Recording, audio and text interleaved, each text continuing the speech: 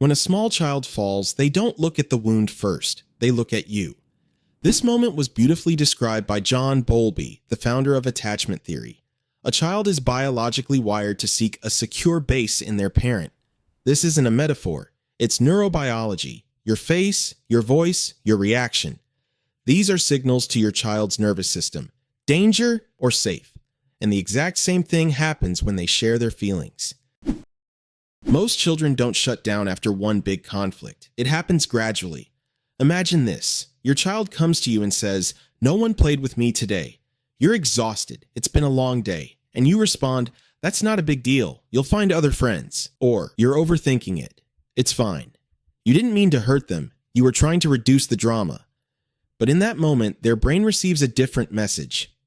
My emotions aren't important. Psychiatrist Daniel Siegel explains that when a child's feelings are repeatedly not acknowledged, the brain begins to suppress emotional signals in order to preserve attachment to the parent. Because for a child, losing emotional connection feels more threatening than suppressing themselves. So they adapt. And adaptation sounds like this. Better not say anything. Adults interpret situations logically. Children experience them through attachment. Not being invited to a birthday party may seem like a minor disappointment to an adult. To a child, it can feel like a threat to belonging. Research shows that social rejection activates the same brain regions as physical pain. So when a parent says, "Just ignore it," the child's brain receives a conflicting message. Pain on the inside, dismissal on the outside. Over time, they begin to question their own emotional reality. And this goes deeper than hurt feelings. It shapes their inner voice. Sometimes the words are neutral, but the reaction isn't. You sigh, you roll your eyes, you keep scrolling on your phone. To an adult, it's minor. To a child, it signals, "I'm bothering you." Psychotherapist Carl Rogers spoke about unconditional positive regard as the foundation of healthy personality development. Not permissiveness, presence. When a child feels genuinely listened to, not just heard but emotionally received, their nervous system relaxes. When they sense irritation or rush, they close. This isn't manipulation, it's self-protection. Sometimes children stop sharing not because they are ignored, but because they are afraid of shame. Imagine this. They received a bad grade. They're already tense, already worried. If the response sounds like, "How could you? I'm ashamed of you. You disappointed me." The child's brain links mistakes with loss of acceptance. Researcher Brené Brown emphasizes that shame makes people hide. Guilt says, "I did something bad." Shame says, "I am bad."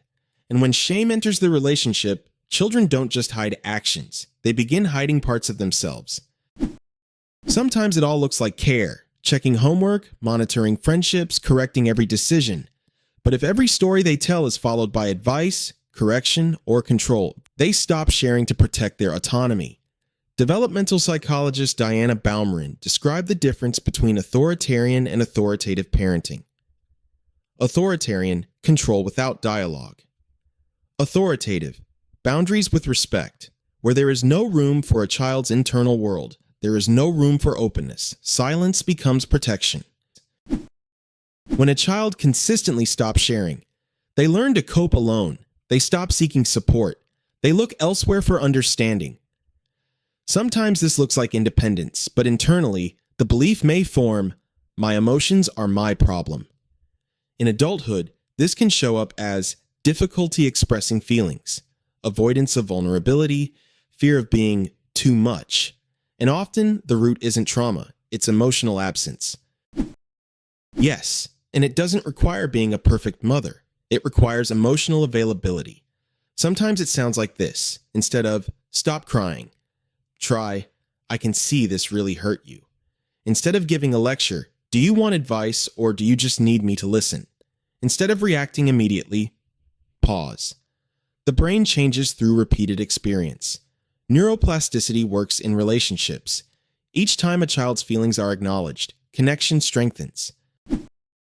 Children don't stop sharing suddenly. They adapt. And if your child has become more closed off, it's not a verdict. It's a signal that their nervous system doesn't feel fully safe, and safety can be rebuilt. Not through pressure, not through interrogation, but through presence. Because when a child feels, my emotions don't overwhelm my mom, they come back slowly, carefully, but they come back.